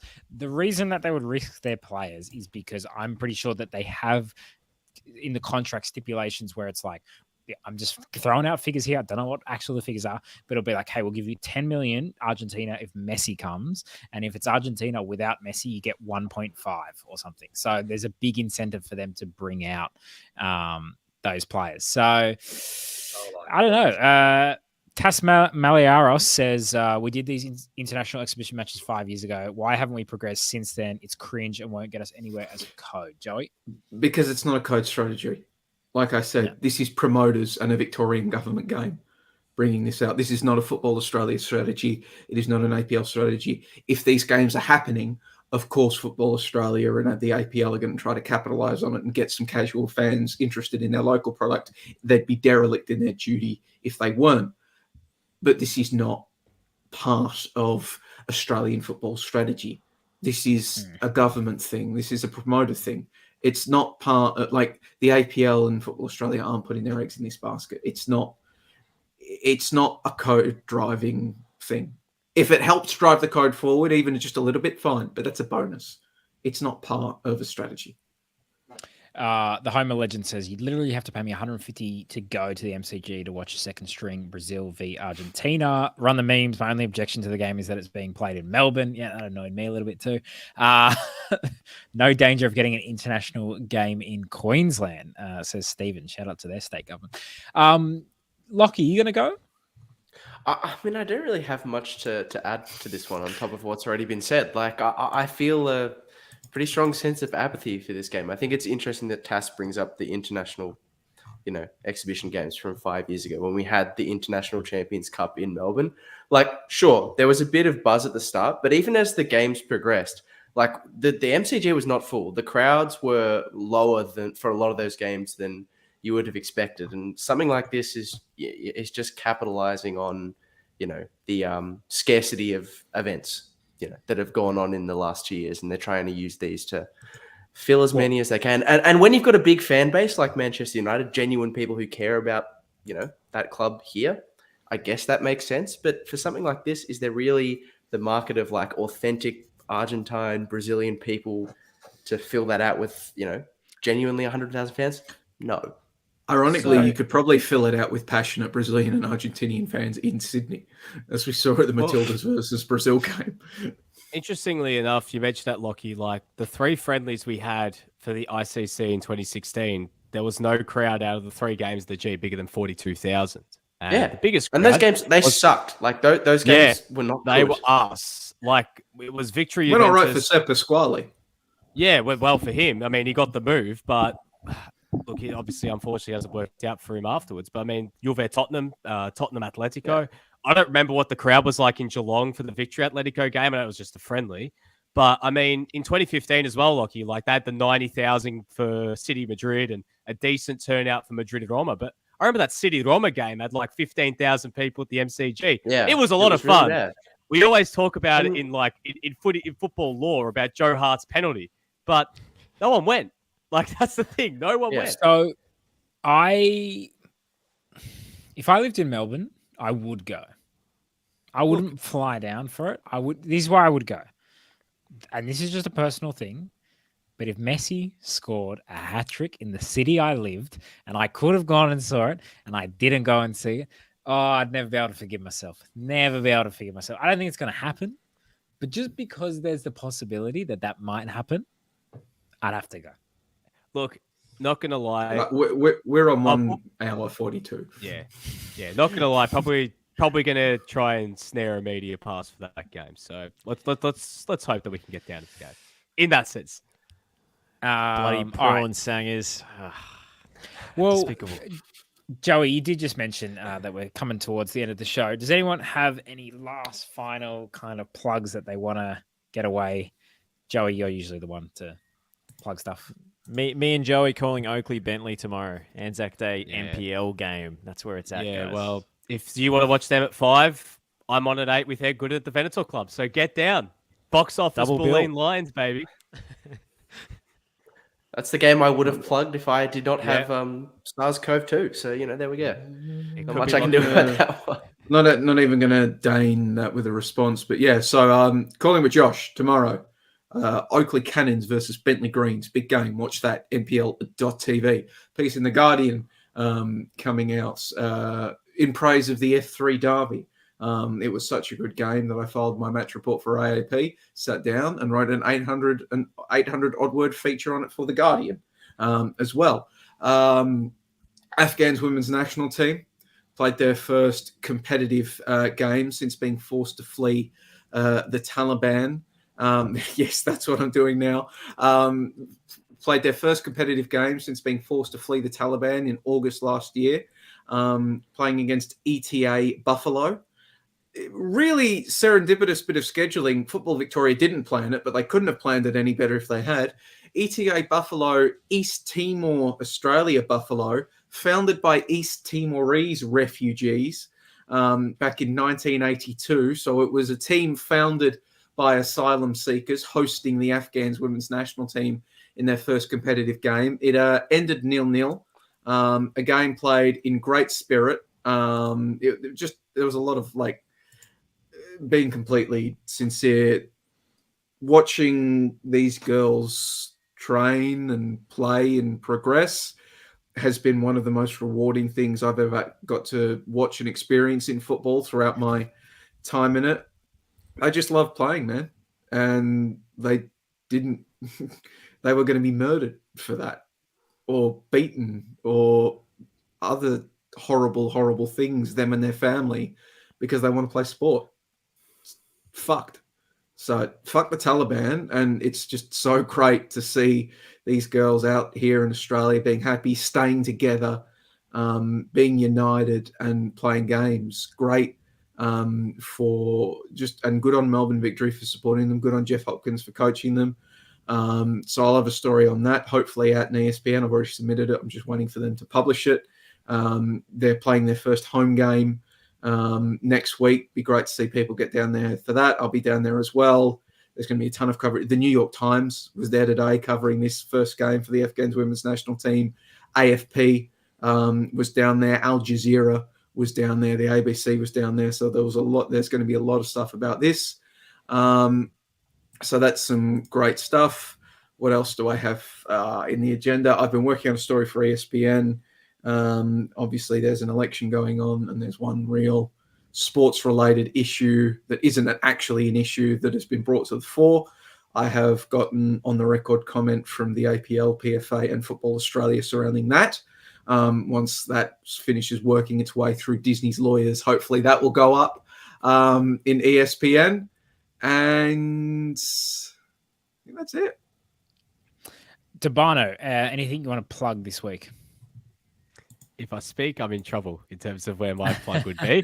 But in terms of cheap plugs, head over to the AFL website if you're an AFL fan.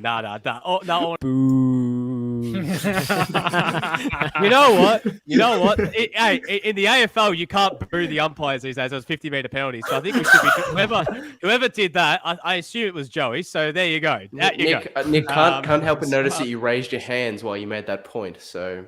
I'll remove myself for that one as well. But anyways, in terms of that, I don't have the same plug, Stoll. All my stuff has already gone to print. So Josh, anything you want to plug? No. Great. Let's get off air. Young boy, Lachie, what a debut. You've been fantastic. We're not going to talk expansion. We're going to talk that another week. My take only lasts 20 seconds. All right. Go. All right. Second division, promote the best teams from the second division. Bang, you've expanded. Yep, go, Lachie. I just fixed it. No, I was just giving a check mark. Cool. Joey. Sounds great. Who would have thought? You promote clubs that have established. You promote clubs that have established teams, that have established bases, established strengths, established fan bases, and it works. Who would have thought? And shout out Melbourne City 0-0 at the moment in the Asian Champions League. I think if they win tonight, I think they're basically through as well. Yeah, so, they got to win this game. They're playing a K2 side. Come on. But it's 0-0 and it's not looking good. Tilio's not there. Is he injured? He's suspended. Oh, okay, yeah, because he's playing on the bench. So I was wondering what that's about. So the question is, where the fuck is Kolakovsky? He was. I don't think he's on the bench. I think he might be. Does he got a knock? He's or on the something? bench. He's on the bench. Oh, he's on the bench. Oh, and shout out to my boy Poochie, who played 10 minutes the other day. So get in there, Pucciarelli. He returned from his planet. He's back. Hirado says something that would definitely get him in a lot of trouble. Bring back Futsuge just to give Ante an A-League club to support. Lachie, did you have a good time on the pod? Great time. I know this will be my first and last as a young player. This will be my first and last appearance. So really enjoyed it. Sorry for the two, the takes that were too risky, the passes that were too long. I know they've cost me my spot for future weeks. So. But it's been enjoyable. I've had a great time. Now I reckon we'll get you back on again next week, Lachie. I reckon Lachie, you are welcome anytime you want, as is Ben Smith, as is Philip Rollo, as is our other one-game wonders. And in fact, next week I'm going to be in Melbourne. Did you just forget Taron Hedo and Pakua? Just forget Pakua, yeah. Well, they're not one-game wonders, are they? Erasure. Yeah. Josh knows exactly why I didn't say them, because they appeared more than once, but you guys don't focus on that. Shame on you, Joey. And that's how we'll end the pod with Hold shame on, Joey. Did we just hear that Stoll's coming to Melbourne next week? I'm coming to Melbourne next week. Ooh. Yes. Maybe But we should do an in-person pod. Yeah. I don't know if I'll get a chance to. But anyway, that's something we should discuss. No ticker. You make time, Stoll. It doesn't matter needing time. You make time. Thank you for everyone who watched, listened, whatever you did. Please send through your comments. Please keep reviewing us on podcast stuff. Like, subscribe, blah, blah, blah, blah, blah. Have a great weekend, and we'll see you next week.